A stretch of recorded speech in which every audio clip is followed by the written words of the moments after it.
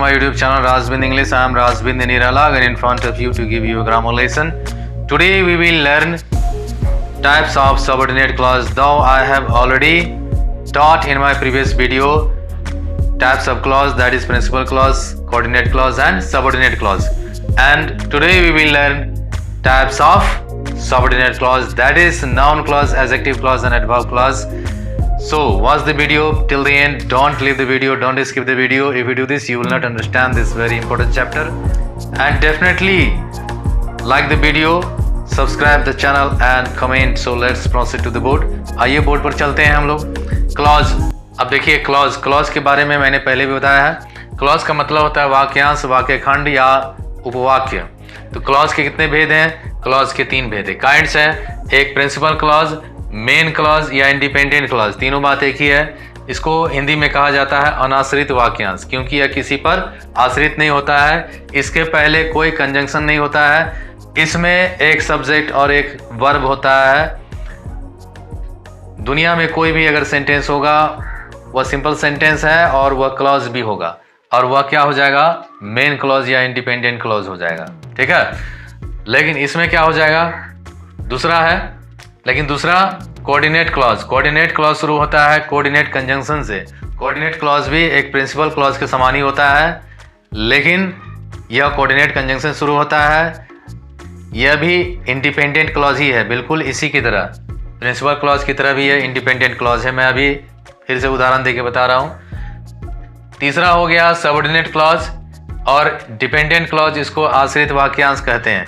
इसलिए इसका अर्थ, क्योंकि इसका अर्थ प्रिंसिपल क्लॉज के साथ जुटने के बाद ही पूरा होता है, और यह सबऑर्डिनेट कंजंक्शन से शुरू होता है, जैसे because, if, that, when, whether, after, while, etcetera. Previous video में देखिएगा क्लॉज पर जो मैंने बनाया है उसमें मैंने पूरे डिटेल में बताया है. तो यह सबऑर्डिनेट कंजंक्शन शुरू होता है और इसका अर्थ पूरा होता है प्रिंसिपल क्लॉज के साथ जुटने के बाद. इसके कितने भेद हैं? 3 भेद हैं, नाउन क्लॉज, एडजेक्टिव क्लॉज और एडवर्ब क्लॉज. आज हम लोग इसके बारे में पढ़ेंगे. पहले नाउन क्लॉज के बारे में पढ़ लेते हैं, फिर देखते हैं एडजेक्टिव क्लॉज, एडवर्ब क्लॉज कहाँ तक हो पाता है. नहीं तो कम से कम नाउन क्लॉज के बारे में पढ़ेंगे. अगर नहीं होगा तो मैं नेक्स्ट वीडियो में एडजेक्टिव क्लॉज फिर एडवर्ब क्लॉज, क्योंकि ये क्लॉज चैप्टर काफ़ी लंबा है और एक ही वीडियो में अगर मैं बताने लगूँगा आप भी बोर हो जाएंगे और आपको समझ में नहीं आएगी. हो सकता है बहुत ऐसे लर्नर है जो चाहते हैं कि हम पार्ट वाइज करके समझें, तो इसीलिए मैंने सोचा क्या कि पहले मैं इस पर बता दूं, फिर उसके बाद इस पर, तब पहले इसके बारे में हम लोग जान लेंगे. तो एक एक उदाहरण हम लोग ले लेते हैं, इसके बारे में ले लेते हैं. जैसे कि एग्जाम्पल में देखिए, I know where he lives. एक और ले लेते हैं, I shall go and she will follow me. And she will follow me. अब यहां देखिए क्या है, I know where he lives. इसमें I सब्जेक्ट है और no हो गया वर्ब, फाइनाइट वर्ब. उसके बाद where he lives, यहाँ where WH वर्ड से जो शुरू होता है कंजंक्शन, वह होता है सबऑर्डिनेट कंजंक्शन. इसीलिए जैसे ही सबऑर्डिनेट कंजंक्शन सेंटेंस में आएगा वैसे ही वहीं से वह सेंटेंस क्या होगा? सबऑर्डिनेट क्लॉज हो जाएगा. इसका मतलब है कि where he lives हो गया सबऑर्डिनेट क्लॉज, है ना. तो where he lives हो गया सबऑर्डिनेट क्लॉज और I know हो गया इसमें प्रिंसिपल क्लॉज. यदि हम इसको हटा देते हैं और केवल आई नो रहने देते हैं, फिर भी इसका अर्थ पूरा हो जाता है, सेंटेंस कंप्लीट है. लेकिन अगर हम आई नो को हम हटा देते हैं, केवल वेयर ही लिव्स रहने देते हैं, तो इसका अर्थ पूरा नहीं होगा. मतलब सबऑर्डिनेट क्लॉज का अर्थ तब पूरा होता है जब यह प्रिंसिपल क्लॉज के साथ जुटता है ना. तो अब यहां देखिए दूसरा सेंटेंस में, I shall go and she will follow me. यहां देखिए 2 प्रिंसिपल क्लॉज है या 2 इंडिपेंडेंट क्लॉज है. आई शैल गो, आई है सब्जेक्ट और शैल गो दोनों वर्ब है. आई शैल गो सेंटेंस कंप्लीट है. She will follow me, she subject, will follow verb, मतलब ये ऑक्सिलरी वर्ब, मेन वर्ब, और मी हो गया ऑब्जेक्ट, ये भी सेंटेंस कंप्लीट है। लेकिन ये जुटा है किससे? एंड से जुटा है, मतलब सी विल फॉलो मी के पहले एंड आया है, इसीलिए यहां से एंड से लेकर यहां तक क्या हो गया? कोऑर्डिनेट क्लॉज हो गया, क्योंकि ये कोऑर्डिनेट कंजंक्शन से शुरू है। एक बात ध्यान रखना है, कोऑर्डिनेट कंजंक्शन कैसे क्लॉज को जोड़ता है या कैसे प्रिंसिपल क्लॉज को जोड़ता है? तो एक ही स्तर का पार्ट्स ऑफ स्पीच हो, एक ही स्तर का पार्ट्स ऑफ स्पीच होगा तो उसे कोऑर्डिनेट कंजंक्शन जोड़ता है। जैसे I shall go and she will follow me, यहाँ देखिए आई और सी सेंटेंस का जो सब्जेक्ट है एक ही तरह का है, प्रोनाउन है, इसीलिए एंड आकर के इसको जोड़ दिया है। तो आप समझ गए होंगे कि प्रिंसिपल क्लॉज और कोऑर्डिनेट क्लॉज क्या है। अब हमें क्या जानना है? Subordinate clause. अब सबऑर्डिनेट क्लॉज का मैं एक एग्जांपल दे देता हूं, फिर उसके बाद में नाउन क्लॉज के बारे में। सबऑर्डिनेट क्लॉज का एक एग्जांपल देख लेते हैं। This is the boy whose parents are teacher। अब यहां देखिए, this is the boy whose parents are teacher, इसमें सबसे पहले हमको क्या करना है? प्रिंसिपल क्लॉज को अलग कर देना है। तो दिस इज द बॉय, और यहां से whose parents are teacher. This is, यह लड़का है, दिस इज द बॉय, क्या है? This is the boy, subject verb object, this is the boy. और whose parents are teacher, WH word से शुरू हो। WH वर्ड का मतलब हुआ who, what, when, while, where, how, ये सभी क्या है? WH word. तो WH वर्ड से अगर शुरू होगा क्लॉज तो वह हो जाएगा सबऑर्डिनेट क्लॉज। और सबऑर्डिनेट क्लॉज का अर्थ पूरा होता है कब? जब यह प्रिंसिपल क्लॉज के साथ जुटता है। तो this is the boy whose parents are teacher, whose parents are teacher, यह क्या हो गया? यहां से यहां तक हो गया सबऑर्डिनेट क्लॉज। अगर हम इसको हटा देंगे, दिस इज द बॉय को हटा देंगे, केवल यह रहने देंगे, तो इसका अर्थ पूरा नहीं कंप्लीट होगा। समझ गए ना? तो हम लोग अब इसको जानेंगे। नाउन क्लॉज के बारे में पहले जान लेते हैं। नाउन क्लॉज क्या है, कैसे हम पहचानेंगे नाउन क्लॉज, एक एक बात की जानकारी ले लेंगे। तो फिर नाउन क्लॉज वाक्य में नाउन का कार्य करता है और नाउन के स्थान पर यह प्रयुक्त होता है, इसीलिए इसको नाउन क्लॉज कहा जाता है। जैसे कि अब यहाँ देखिए डेफिनेशन में लिखा है, noun clause is that clause which works as a noun और a clause that can be used in place of a noun. Noun clause वह क्लॉज होता है जो वाक्य में नाउन के स्थान पर प्रयुक्त होता है। नाउन का जो फंक्शन होता है, नाउन का जो काम होता है, वही काम नाउन क्लॉज करता है। नाउन का काम क्या होता है सेंटेंस में? नाउन सेंटेंस में या तो सब्जेक्ट, ऑब्जेक्ट और कंप्लीमेंट के रूप में रहता है, बिल्कुल वही काम करता है नाउन क्लॉज। तो how to recognise noun clause, noun clause को हम कैसे पहचानेंगे? मेन वर्ब के साथ व्हाट लगाने से जो प्रश्न बनता है और उत्तर में जो क्लॉज आता है वही नाउन क्लॉज होता है। मेन वर्ब सेंटेंस में हम मेन वर्ब के साथ, मतलब जो प्रिंसिपल वर्ब है उसके साथ अगर हम व्हाट लगा के प्रश्न करेंगे और उत्तर में जो आएगा वह हो जाएगा नाउन क्लॉज। जैसे she promised him that she would teach him, तो यहां हम लिखेंगे, क्वेश्चन करेंगे, what she promised, what she promised. अगर यहां क्वेश्चन करेंगे तो इसका आंसर क्या हो जाएगा? इसका आंसर होगा व्हाट सी प्रोमिस्ड। तो व्हाट सी प्रोमिस्ड, क्या उसने प्रोमिस किया? That she would teach him, इसका उत्तर हो जाएगा that she would teach him, यही इसका उत्तर हो जाएगा, है ना? She promised him that she would teach him, what she promised him. अगर हम ऐसा भी लिख सकते हैं व्हाट सी प्रोमिस्ड हिम, या नहीं तो व्हाट सी प्रोमिस्ड, उसने क्या प्रोमिस किया? That she would teach him, कि वह उसे पढ़ाएगी। तो that she would teach him क्या हो गया? Noun clause. हम ऐसे इसको पता लगा लेंगे, यहां से यहां तक हो गया, ये हो गया नाउन क्लॉज। और सी वुड, सी प्रोमिस्ड हिम हो गया प्रिंसिपल क्लॉज। यह हो गया सबऑर्डिनेट क्लॉज जो नाउन क्लॉज है, और यह हो गया प्रिंसिपल क्लॉज। ठीक है, इसी तरह से देखिए that he is fool is known to all. इसमें हम प्रश्न करेंगे, यहां देखिए that he is fool is known to all. What is known to all, यहां क्वेश्चन करेंगे what is known to all. अगर यहां क्वेश्चन करेंगे what is known to all, यहां एक क्वेश्चन कर दिए what is known to all, तो इसका उत्तर क्या हो जाएगा, दैट ही इज फूल, है ना। इसका उत्तर हो जाएगा that he is fool, that he is fool. फिर से समझ लीजिए, वैसे भी दैट से शुरू है, दैट क्या है, सबऑर्डिनेट कंजंक्शन है, तो that he is fool is known to all.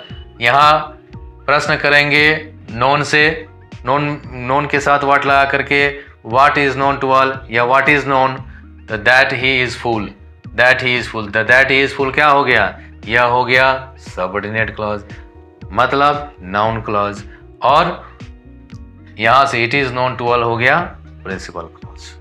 ठीक है, अब यहां देखिए यूज ऑफ नाउन क्लॉज। हम लोग अब एक एक नाउन क्लॉज का यूज कहाँ कहाँ होता है हम उसके बारे में जान लेंगे। सब्जेक्ट टू वर्ब, यह वर्ब का सब्जेक्ट मेन वर्ब के सब्जेक्ट के रूप में रहता है। जैसे what he said is wrong, what he said is wrong, इसमें नाउन क्लॉज क्या होगा, व्हाट ही सेड, यहां से यहां तक हो गया नाउन क्लॉज। और इज रॉन्ग जो है, इज रॉन्ग के बदले में हम क्या लिखेंगे, it is wrong, it is wrong, यह हो गया कौन क्लॉज, यह हो गया प्रिंसिपल क्लॉज, यह हो गया principal clause, it is wrong, और व्हाट ही सेड हो गया नाउन क्लॉज। हम इसमें प्रश्न करते हैं what is wrong, what he said, what is wrong, what he said.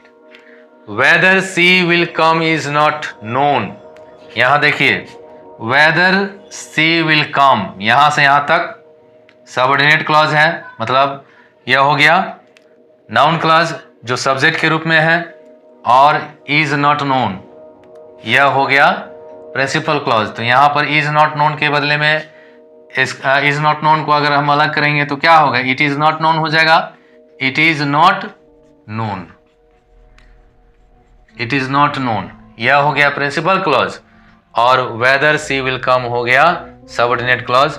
तो यहां पर देखिए वेदर सी विल कम यह सब्जेक्ट के स्थान पर है, व्हाट ही सेड यह भी सब्जेक्ट के स्थान पर है, इसके बाद यहां पर क्या वर्ब है, इसमें भी है वेदर सी विल कम के बाद यहां वर्ब है, मतलब वर्ब के पहले जो क्लॉज प्रयुक्त है वह किस रूप में है, तो सब्जेक्ट व वर्ब मतलब नाउन के रूप में है। यूज ऑफ नाउन क्लॉज में है दूसरा as object to verb, noun clause verb के ऑब्जेक्ट के रूप में रहता है। जैसे यहां देखिए I don't know who he is, यहां क्या हो गया हु ही इज, और यहां से आई डोंट नो हो गया प्रिंसिपल क्लॉज, और हु से WH वर्ड से शुरू है, तो वैसे भी WH वर्ड से शुरू होगा तो क्या होगा सबऑर्डिनेट क्लॉज हो जाएगा, सबऑर्डिनेट कंजंक्शन से शुरू है, तो who he is, I don't know who he is. यहां नो क्या है, मेन वर्ब है, और यह ट्रांजिटिव वर्ब है, और इस ट्रांजिटिव वर्ब के बाद यहाँ हु ही इज आया है, और हु ही इज ऑब्जेक्ट का काम कर रहा है, इसलिए क्या कर रहा है as object to verb. Father asked me why I was late, यहाँ आस्क्ड वर्ब है, इसी वर्ब का यहाँ पर ऑब्जेक्ट हो गया मी। अगर हम यहाँ मी नहीं भी लिखेंगे तो क्या होगा, father asked why I was late, है ना। तो यहाँ पर क्लियर करने के लिए यहाँ मी लिखा गया है, तो यह भी ऑब्जेक्ट के रूप में काम कर रहा है, और यह भी ऑब्जेक्ट के रूप में काम कर रहा है, और यह ऑब्जेक्ट क्या है, तो नाउन क्लॉज हो गया व्हाई आई वाज लेट। उसके बाद देखिए प्रेपोजिशन, प्रेपोजिशन के ऑब्जेक्ट के रूप में, जैसे यहाँ देखिए listen to what the teacher says, यहाँ देखिए लिसन ये क्या है, कौन सेंटेंस है, इंपेरेटिव सेंटेंस है, यहाँ होना चाहिए you listen what the teacher says, इसीलिए यहां से यहां तक हो गया प्रिंसिपल क्लॉज। अगर हम इसको अलग करेंगे पूरे सेंटेंस से अलग करेंगे प्रिंसिपल क्लॉज को तो क्या हो जाएगा, यू लिसन हो जाएगा, यू लिसन हो जाएगा प्रिंसिपल क्लॉज। और यहां से ये जो प्रीपोजिशन है और इसी का यहां से यहां तक क्या हो गया, ऑब्जेक्ट हो गया। एज ऑब्जेक्ट हुआ प्रीपोजिशन, तो what the teacher says, what the teacher क्या हो गया, ऑब्जेक्ट हुआ प्रीपोजिशन हो गया। फिर उसके बाद never rely to what a liar says, कभी लायर झूठों पर भरोसा नहीं रखना चाहिए। तो यहां पर क्या है, नेवर रिलाई, और यहां पर टू हो गया preposition, what a liar says हो गया noun clause. Never rely to what a liar says preposition का, यहां पर व्हाट अ लायर सेज हो गया noun clause. As a complement to an incomplete verb, incomplete verb के कंप्लीमेंट के रूप में, जैसे देखिए यहां पर दिस इज, यहां पर दिस, यहां से दिस इज, लेकिन दिस इज केवल कह देने से क्या होगा, सेंटेंस पूरा नहीं होगा।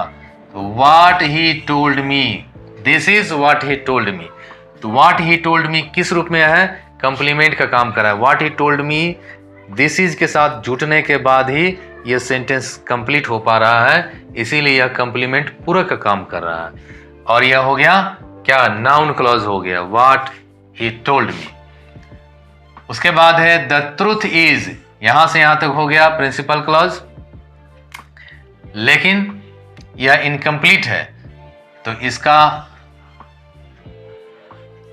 दैट वी हैव बीन फूल्स, यह कंप्लीमेंट का काम कर रहा है और इनकम्प्लीट वर्ब के साथ जुट करके यह वाक्य को पूरा कर रहा है, तो यह हो गया क्या, subordinate clause. As apposition to a noun और प्रोनाउन, नाउन और प्रोनाउन के समान अर्थ वाले शब्द में। अब जैसे your statement that you are not guilty will not be believed, सबसे पहले हम लोग क्या करें कि यह बताएं कि इसमें प्रिंसिपल क्लॉज कौन है। तो your statement will not be believed, यह हो गया प्रिंसिपल क्लॉज। ध्यान रखिए, your statement will not be believed, तुम्हारा स्टेटमेंट विश्वास नहीं किया जाएगा। That you are not guilty, कि तुम दोषी नहीं हो, स्टेटमेंट के बदले में ही आया है यहाँ पर that you are not guilty. Statement का जो अर्थ है वही अर्थ हो रहा है that you are not guilty. वो स्टेटमेंट दे रहा है, बार बार स्टेटमेंट दे रहा है, उसका कथन है कि वो दोषी नहीं है, तो स्टेटमेंट के बदले में, यही ऑपोजिशन टू अ नाउन, यहाँ स्टेटमेंट हो गया नाउन हो गया, इसके बदले में यहाँ पर आया है तो that you are not guilty क्या हो गया, यह हो गया नाउन क्लॉज। इसी तरह से देखिए the news that he has resigned is true, the news is true, यह हो गया principal clause. The news is true, समाचार सही है।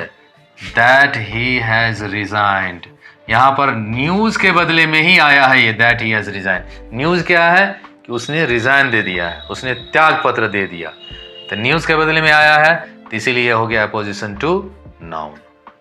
ठीक है। As object to a participle, तो पार्टिसिपल के ऑब्जेक्ट के रूप में noun clause. I went there hoping that he could be at home, यहां देखिए आई वेंट देयर, उसके बाद यहां पर आया है पार्टिसिपल, और उसके बाद यहां पर आया है that he could be at home, तो इसी पार्टिसिपल के ऑब्जेक्ट के रूप में आया है that he could be home. I went there hoping, मैं वहां गया या आशा करते हुए, विश्वास करते हुए कि that he could be at home, तो that he could be at home क्या हो गया, इस पार्टिसिपल का ऑब्जेक्ट हो गया, यह हो गया noun clause. Knowing what he says I shall not advice him, तो यहां देखिए आई शैल नॉट एडवाइस हिम, यह हो गया प्रिंसिपल क्लॉज। और knowing what he says, knowing what he says हो गया, यहां व्हाट ही सेज हो गया सबऑर्डिनेट क्लॉज, लेकिन उससे पहले क्या आया, पार्टिसिपल आया, तो पार्टिसिपल के ऑब्जेक्ट के रूप में यहां सबऑर्डिनेट क्लॉज आया, और यह सबऑर्डिनेट क्लॉज क्या है, नाउन क्लॉज है, और यह हो गया principal clause. As object to infinitive, infinitive के ऑब्जेक्ट के रूप में I want to know why you have done this work. तो यहां देखिए आई वॉन्ट टू नो, यहां से यहां तक हो गया प्रिंसिपल क्लॉज। और टू नो क्या हो गया? टू नो है इन्फिनेटिव है, और इन्फिनेटिव का यहां पर वाई आया, यहां पर सबऑर्डिनेट कंजंक्शन, और यहां से शुरू हो गया अगला पार्ट। तो why you have done this work, इस टू नो का ऑब्जेक्ट के रूप में why you have done this work हो गया noun clause. I want to know why you have done this work, मैं यह जानना चाहता हूं कि तुमने इस काम को क्यों किया है। I am glad to hear, यहां टू हियर हो गया इन्फिनेटिव, और यहां से यहां तक आ गया। That you have stood first हो गया सबऑर्डिनेट क्लॉज, ये नाउन क्लॉज हो गया। आई एम ग्लैड हो गया प्रिंसिपल क्लॉज, जिसमें यहां से यहां तक पूरा हो गया। I am glad to hear, ये प्रिंसिपल क्लॉज हो गया। और इसी प्रिंसिपल क्लॉज का यहाँ पर क्लॉज में यहाँ ग्लैड के बाद में टू हियर हो गया इन्फिनेटिव के बाद में आया है या ऑब्जेक्ट के रूप में नाउन क्लॉज। तो इस तरह से आप लोगों ने नाउन क्लॉज का यूज कहाँ होता है, कैसे होता है, इसके बारे में समझ लिया। इसको बार बार देखिए, समझिए, प्रैक्टिस कीजिए। अभी क्लॉज ख़त्म नहीं हुआ है, अभी क्लॉज पर वीडियो बनेगा। मैं फिर एडजेक्टिव क्लॉज, एडवर्ब क्लॉज पर भी बनाऊंगा। आज मैं पूरा कंप्लीट नहीं करूंगा, है ना, क्योंकि मुझे इसमें बहुत कुछ बताना है। अगर मैं बहुत ही शॉर्ट में बताने लगूं तो आपको समझ में नहीं आएगी, क्लॉज चैप्टर समझ में नहीं आएगी। और क्लॉज चैप्टर बहुत इंपॉर्टेंट है। जब तक आप क्लॉज चैप्टर को नहीं समझते हैं तब तक आप अंग्रेजी में लिख नहीं सकते हैं, अच्छी तरह से समझ नहीं सकते हैं अंग्रेजी भाषा को, और हमेशा एरर आपकी भाषा में बनी ही रहेगी। क्योंकि इस चैप्टर से हायर लेवल की जो कॉम्पिटिटिव एग्जाम होती है उसमें एरर क्वेश्चन रहता है। क्लॉज को अच्छी तरह समझना है। फिर से बनेगा वीडियो, कोई ज़रूरी नहीं है कि एक ही वीडियो में पूरा हो जाए।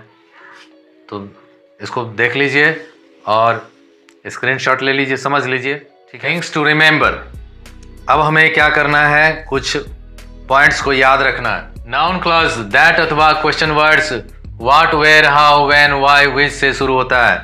नाउन क्लॉज किससे शुरू होता है?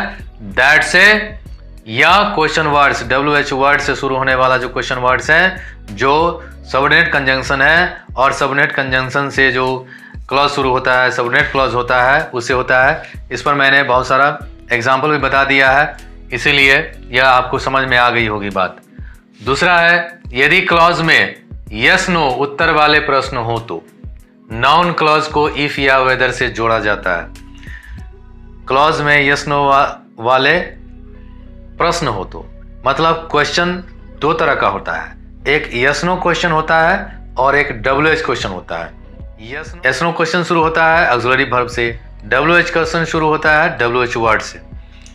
तो यस नो क्वेश्चन अगर होगा तो उसको हम किससे जोड़ेंगे? इफ या वेदर से जोड़ेंगे। वैसे नरेशन में है, स्पेशल रूल्स में है। स्पेशल रूल्स जो इंट्रोगेटिव सेंटेंस का है उसमें इफ या वेदर से जोड़ा जाता है। जैसे एग्जांपल के लिए है, he said to me do you play. तो he said to me do you play का क्या होगा? He asked me if I played, he asked me whether I played. Past tense में ही सेड, तो whether I played हो गया। तो इस तरह से क्या हो गया, यस नो क्वेश्चन रहेगा तो इफ या वेदर से होगा। इस पर आप चैप्टर में जाएंगे तो और डिटेल में पढ़ लेंगे। इसलिए बने रहिए, चैनल को सब्सक्राइब कर लीजिए, बेल आइकन को भी दबाइए ताकि आपको हर वीडियो की नोटिफिकेशन मिलती रहेगी। मैं इस तरह के कंटेंट्स पर वीडियो बनाता हूं और मैं ऐसा ही वीडियो बना करके आपके सामने में प्रस्तुत करूंगा, इसीलिए जरूर चैनल सब्सक्राइब कीजिए। नाउन क्लॉज में वर्ब से पहले सब्जेक्ट आता है। पूरा सेंटेंस हेल्पिंग वर्ब या मॉडल ऑक्सिलरी से शुरू होने पर ही क्वेश्चन मार्क लगाया जाता है। मतलब हो गया कि नाउन क्लॉज में वर्ब से पहले सब्जेक्ट आता है। जो भी नाउन क्लॉज होता है उसमें वर्ब से पहले सब्जेक्ट आता है, ठीक है, जो आप एग्जाम्पल में देख लिए, वर्ब से पहले सब्जेक्ट। उसके बाद क्या करा है, पूरा सेंटेंस हेल्पिंग वर्ब या मॉडल ऑक्सिलरी से शुरू होने पर ही, यदि सेंटेंस हेल्पिंग वर्ब या मॉडल ऑक्सिलरी से शुरू होगा तभी उसमें क्या लगेगा, क्वेश्चन मार्क लगेगा, और नहीं तो बीच में यदि इंट्रोगेटिव सेंटेंस शुरू होता है तो उसमें नहीं लगेगा। जैसे एग्जांपल में देखिए, is this the watch which he lost, यहां पर इज क्या है, तो इज हो गया ऑक्सिलरी वर्ब, इसीलिए यहाँ इज से शुरू है, is this the watch which he lost, तो अंत में आ गया है क्वेश्चन मार्क आ गया है, sign of interrogation mark, is this the watch which he lost, is this the watch which he lost, ये क्या हो गया, ई से शुरू है। इसको अगर हम करेंगे, अलग करेंगे तो क्या होगा, this is the watch which he lost, this is the watch, this is the watch principal clause which he lost, लेकिन यहाँ पर क्या है, क्वेश्चन है, इसीलिए is this the watch which he lost, अंत में आ गया है इंट्रोगेशन मार्क। उसके बाद I know the reason why he fails every time, यहाँ देखिए why he fails every time के बाद में अंत में फुल स्टॉप लगा है, ना कि क्वेश्चन मार्क लगा है, क्योंकि यहाँ पहले ही कहा गया है कि नाउन क्लॉज में वर्ब से पहले सब्जेक्ट आता है और पूरा sentence helping verb model auxiliary से शुरू होने पर ही क्वेश्चन मार्क लगता है। तो यहाँ पर ये सेंटेंस जो है ना ऑक्सिलरी वर्ब से शुरू नहीं है, इसीलिए यहाँ पर क्वेश्चन मार्क नहीं लगा है ना। अंत में आया है, बीच में आया है Y he fails every time, Y he fails every time क्या हो गया, यह हो गया नाउन क्लॉज और यह हो गया subordinate clause. I know the reason, I know the reason principal clause, यह प्रिंसिपल क्लॉज, यह सबऑर्डिनेट क्लॉज हो गया। तो इस तरह से आप लोगों ने नाउन क्लॉज को कैसे सेंटेंस में रिकॉग्नाइज करना है, कैसे हम प्रिंसिपल क्लॉज से नाउन क्लॉज को अलग करेंगे, अर्थात ये सबऑर्डिनेट क्लॉज को अलग करेंगे, इस बात की जानकारी ले ली इस वीडियो लेसन में। तो आज के लिए इतना ही रहने के बारे में बताऊंगा। मैं नेक्स्ट वीडियो में एडजेक्टिव क्लॉज और एडवर्ब क्लॉज के बारे में पूरे डिटेल में बताऊंगा, क्योंकि डिटेल में बताने पर काफ़ी वीडियो लंबा हो जाता है, इसीलिए मैं चाहता हूँ कि ये वीडियो बहुत लंबा हो जाए। थोड़ा थोड़ा करके आप पार्ट वाइज करके आप सीखते जाइए, आपको अच्छी तरह समझ में आ जाएगी चैनल पर। तो आज के लिए इतना ही। यदि अब तक आप मेरे YouTube चैनल को सब्सक्राइब नहीं किए हैं तो सब्सक्राइब कर लीजिए, लाइक कीजिए, बेल आइकन को दबाइए ताकि हर वीडियो की नोटिफिकेशन आपको मिलती रहे। Thank you very much, have a nice day, have a nice stream, thank you.